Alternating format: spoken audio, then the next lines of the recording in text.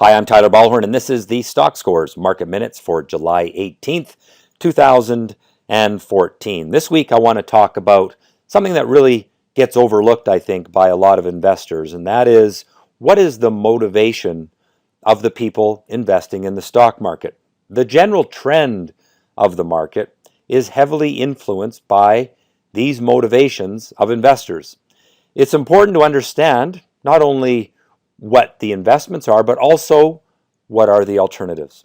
What can be earned elsewhere will affect what buyers and sellers do. And markets that don't seem to make sense, perhaps, often do when you consider investor motivations. For example, right now the US Treasury bond market is going up, which means interest rates are amazingly low. And to a lot of people, that doesn't make any sense because the Fed is scaling back their buying of bonds. Well, when you consider what the alternatives are in the debt market, the US debt market is the cleanest shirt in the dirty shirt pile. And so a lot of money goes into that market, not because the fundamentals are great for it, but because the alternatives are worse. The same can be said in many different sectors of the market that maybe don't make sense from a valuation perspective, but when you consider the alternatives, well, it starts to make sense. The stock market itself has been trending higher for a number of years, and maybe that doesn't make sense when you look at valuations, but when you think about what the real estate market has been doing, what the bond market has been doing, well, it starts to make some sense because really, if you want return, the stock market has been the best place. All right, let's get into this week's analysis. Here's my first chart, the S&P 500.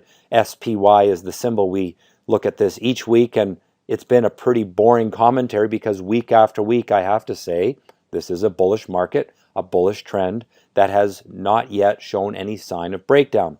We are well above the upward trend line, and so there is perhaps some propensity for some short-term profit taking. We had a little bit of that last week, but by the end of the week, all the profit taking was over. The buyers stepped back in. Why? Well, the buyers are obviously more motivated than the sellers in the U.S. stock market. Canadian market hitting new highs. The oil and gas market bounced back a little bit. The financials did very well last week, and that is causing the TSX to continue to be the top performing major market in the world this year. TSX Venture really lagging the overall TSX. People are looking for safer stocks. They're not so interested in speculation. They don't want to buy the risky stuff. They're looking to put their money into big name companies that they trust. And as a result, the TSX Venture has really lagged because, of course, these micro cap, small cap stocks aren't necessarily the safest stocks out there.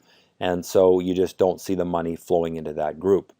Treasury bonds broke a downward trend line this week, and this is an important thing to consider here. This points to even higher prices for U.S. Treasuries, which means interest rates going lower. The upward trend remains intact, and that longer term cycle, downward cycle there has been broken. And so the outlook for U.S. Treasuries, even though it doesn't make a lot of sense, is that this market is headed higher, and you should trust the message of the market. All right, U.S. dollar had a pretty good week last week. Hasn't broken the pessimism yet, but it is stable, has pretty good support, and I think in the near term it's likely to go sideways. We could see it break that little red downward trend line that I have there on the chart, but my sense is this week it'll pull back a little bit.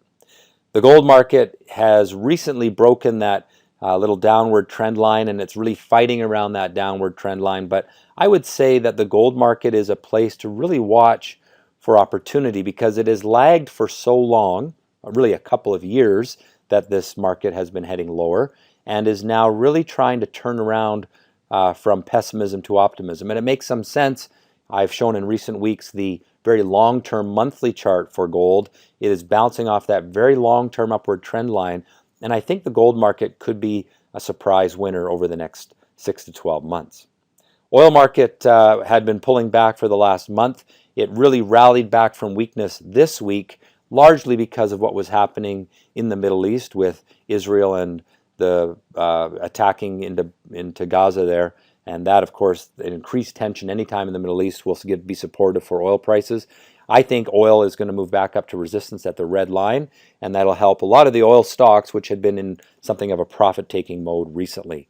The events in Gaza and, of course, the plane crash this week all brought a little bit of fear into the market, but it didn't last long. One day of fear, you can see that spike up on Thursday, which was then basically giving it all back by Friday. And so that feared trade really came out of the market. I'm not saying that we won't see it rise again, because I think that there is still lots of concern going on with what's going on in the Middle East. And so that's a trade to watch for, but really you got to be pretty selective when you're trading the VIX and very short-term oriented right now. So bullish on US stocks, bullish on Canadian stocks, neutral on gold, but again, starting to slowly show those signs that things are getting better. Neutral on oil. I do think oil will start to bounce back this week. Sellers appear to have little motivation to get out of stocks, keeping the trend bullish. Oil should bounce back after recent profit taking, and gold is holding the long-term upward trend line and slowly showing promise. I recommend staying long stocks, but be selective. You got to pick the right names. It is a stock picker's market. Well, that has been the Stockscores Market Minutes for July 18th. Have a great week in the market and trade well.